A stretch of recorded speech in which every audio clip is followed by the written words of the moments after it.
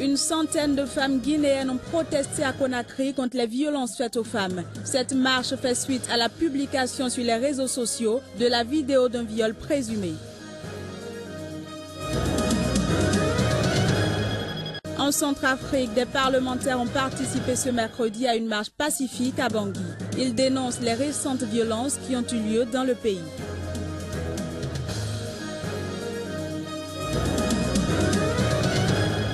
En Afrique du Sud, comparution devant le tribunal ce mercredi d'un Danois. Il est accusé d'avoir mutilé des femmes.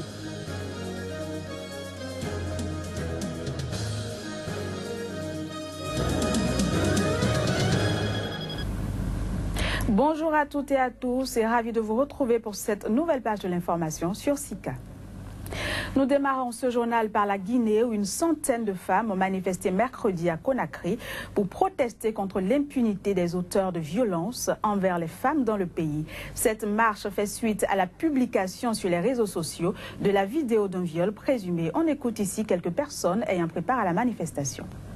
Une femme violée est une insulte à toute la nation. Je me sens concernée en tant que mère de deux filles, en tant que maman, en tant que sœur, en tant que femme, mais aussi en tant que ministre de l'Action sociale. Il y a depuis quelque temps un nombre croissant de cas de viol qui sortent et qui, vous l'aurez remarqué d'ailleurs, n'indignent pas trop la société guinéenne. Je crois donc que le débat est posé, tous les acteurs doivent y prendre part, à commencer par l'État, qui bien sûr, au-delà des discours, doit poser un certain nombre d'actes concrets. On est quand même dans une république où il y a des lois qui sévissent contre ce genre de pratiques, qui sévissent contre ce genre de personnes. On n'est pas au Moyen-Âge où on peut se jeter sur une femme ou dans la jungle, où on peut se jeter sur une personne, faire ce qu'on veut sans sortir. Mais vous avez vu les promesses qui ont été faites. Nous espérons qu'on ne s'en tiendra pas au discours. La vidéo qui a circulé tout récemment sur les réseaux sociaux, ça a été la goutte d'eau qui a fait déborder le vase. Donc nous marchons, nous avons un mémorandum que nous allons déposer au ministère de l'Action sociale, au ministère de la Justice, au ministère des Droits de l'Homme. Dans le mémorandum, nous proposons des solutions. Il faut des centres d'accueil, il faut de la justice pour les victimes de viol. En République centrafricaine, une centaine de parlementaires ont participé ce mercredi à une marche pacifique dans Bangui. Ils dénoncent les récentes violences et demandent le réarmement rapide des forces armées centrafricaines. Le point avec Hubert-Marie Djamani.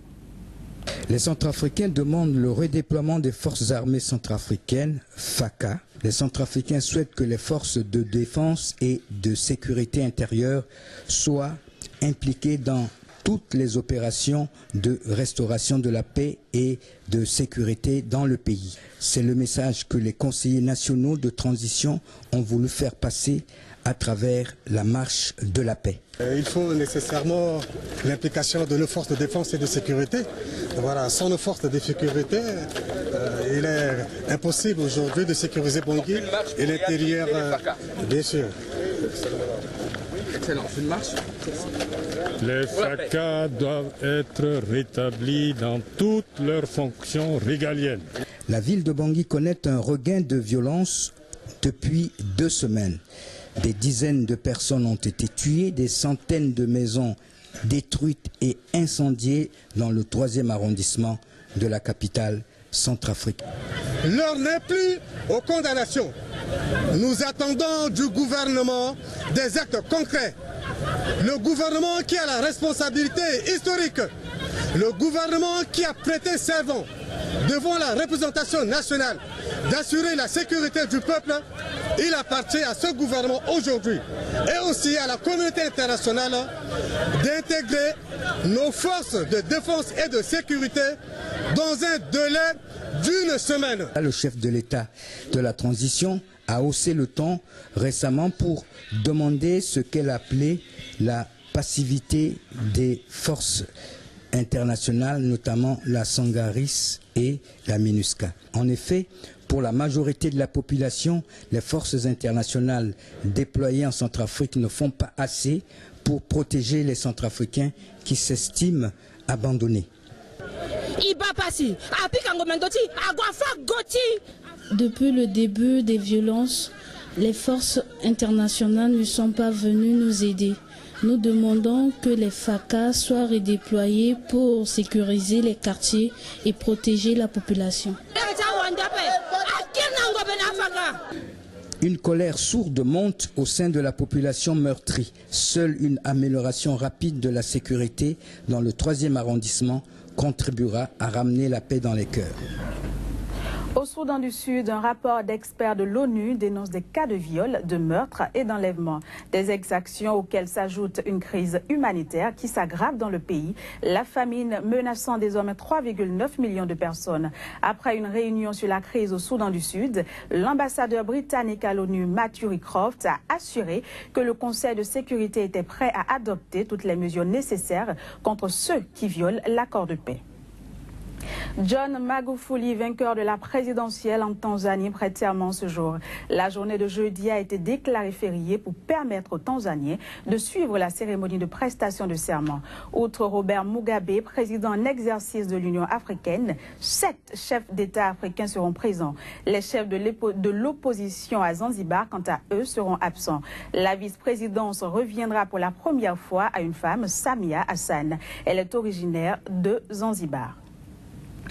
En Ouganda, alors que des doutes planètent encore sur la participation de l'opposant historique Kizza Besigye à la présidentielle de 2016, la candidature de ce dernier a finalement été déposée ce mercredi. La campagne a aussitôt démarré avec les deux opposants.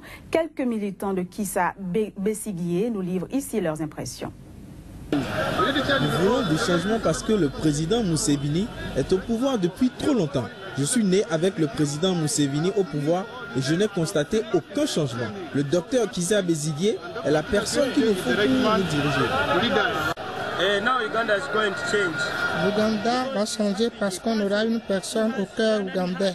Cet homme est comme Idi Amin Dada qui avait l'Ouganda dans son cœur. Cet homme est un Ougandais par nature et a le peuple ougandais dans son cœur. Direction l'Afrique du Sud où un Danois poursuivi pour agression après la découverte à son domicile d'organes génitaux féminins séchés a comparu ce mercredi devant un tribunal. L'homme demande à être libéré sous caution. Les détails. Peter Frederiksen, 63 ans, propriétaire d'armurerie à Bloemfontein, avait été arrêté en septembre dans cette ville du centre de l'Afrique du Sud après une plainte de sa femme qui l'accusait d'avoir mutilé ses parties génitales. Lors de la perquisition de son domicile, la police a fait des découvertes sordides. 10 morceaux provenant d'au moins 7 clitoris étaient dissimulés dans un congélateur. 2 autres morceaux de parties génitales féminines étaient en train de sécher sur un crochet, tandis que la chair baignait dans des bouteilles d'eau, selon les enquêteurs. Nous sommes ici en tant que femmes parce que nous voulons nous assurer qu'il n'obtienne pas la libération sous caution. Nous voulons qu'il pourrisse en prison. La police avait aussi mis la main sur des journaux intimes datant de 2004 et dans lesquels étaient décrites des mutilations génitales infligées à des femmes. Peter Frederiksen n'est pas poursuivi pour meurtre, mais pour agression, possession, production et distribution d'images pédopornographiques, bigamie et complot d'assassinat. Il n'a pas encore plaidé coupable ou non coupable, mais il avait nié les charges qui pèsent sur lui. Son épouse de 28 ans, avec qui il a eu 2 enfants, devait être le témoin clé dans cette affaire, mais elle a été abattue par balle en octobre devant chez elle à Maseru, la capitale du Lesotho. Le parquet a estimé mercredi que l'accusé devait rester derrière les barreaux, arguant qu'il utilisait de faux papiers pour résider en Afrique du Sud. Nous avons toujours confiance dans les chances de notre client d'obtenir la libération sous caution. Rien ne montre qu'il ait fui le Danemark. Il n'a pas de document disant qu'il ait fui le Danemark. Il a toujours un passeport danois valide ainsi que des papiers d'identité en Afrique du Sud. Des policiers armés de fusils automatiques et vêtus de gilets pare-balles montaient la garde dans la petite salle d'audience comble où avaient pris place des membres de la Ligue des femmes du parti au pouvoir, le Congrès national africain, ANC. Passons à présent à la revue de presse avec Kodjovia Metonou, mais d'abord cette petite transition. Kodjovia Metonou, bonjour. Bonjour Julia Lafouda. Alors en RDC, le dialogue politique entre le pouvoir et l'opposition se précise. Tout à fait, en République démocratique du Congo, l'heure donc à la négociation en vue de la pacification du climat politique.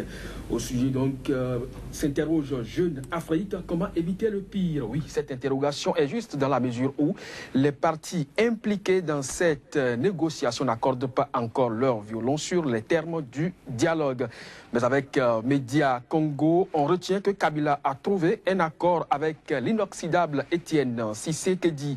Il reste donc à ramener à la table de négociation le camp Bemba, d'où cette assurance à la une du site de Radio Okapi. La tenue du dialogue politique se précise en République démocratique du Congo. Et vous nous emmenez ensuite au Burkina Faso, où l'élection présidentielle du 29 novembre est sur la bonne voie. Tout à fait, au Burkina Faso, donc l'heure est aux choses sérieuses. La transition s'apprête donc à passer le témoin après les élections qu'elle organise d'ailleurs de façon active. Après avoir indiqué, selon Fasozine, l'emplacement des affiches aux candidats lors de la campagne, à Waga.com rapporte que, au total, 1,3 milliard de francs CFA ont été octroyés à la fois aux 14 candidats à la présidentielle, mais également les partis impliqués donc dans la législative. Des faits et gestes qui rassurent davantage Zéphirin Diabré à la une de lefaso.net, lui qui se dit d'ailleurs soulagé de savoir que c'était une fausse alerte, cette histoire de fausse carte d'électeur. Et la présidente de la transition centrafricaine doit faire face à la pression des parlementaires dans le cadre des violences de ces dernières semaines. Oui, Génial Afouda, les violences de ces dernières semaines commencent à exaspérer la classe politique centrafricaine. D'ailleurs, les députés sont sortis du Parlement pour donner de la voix. Dans leur propos rapportés par Jeune Afrique, eh bien, le CNT accuse le gouvernement de laisser les communautés s'entretuer. C'est désolant quand même, à exprimer la présidente Catherine Samba Panza, elle qui estime avec le monde africain que l'ONU n'a pas pu ramener la paix dans son pays. Peut-être que là où les armes ont échoué, la parole, surtout la bonne nouvelle, peut réussir. En effet, avec Afrique.com, on peut retenir que malgré les risques de violence, eh bien, le voyage du pape en Centrafrique est maintenu. Et le Niger utilise désormais les grands moyens pour répondre à la secte Boko Haram.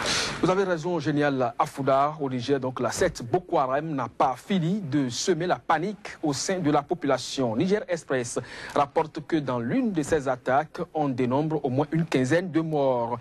Le Niger, dans le web, note une panique générale dans le sud-est du pays. Vous l'avez bien sûr dit, les autorités nigériennes se préoccupent donc du sujet et depuis ce mercredi, rapporte Niamey.com, l'armée nigérienne bombarde des positions de Boko Haram dans le sud-est du pays. Voilà, merci Kodjovia Metonou pour toutes ces informations précises. C'est moi qui vous remercie. On se dit à bientôt. Merci. Voilà, mesdames, messieurs, c'est la fin de ce journal. Merci de l'avoir suivi et agréable journée à toutes et à tous.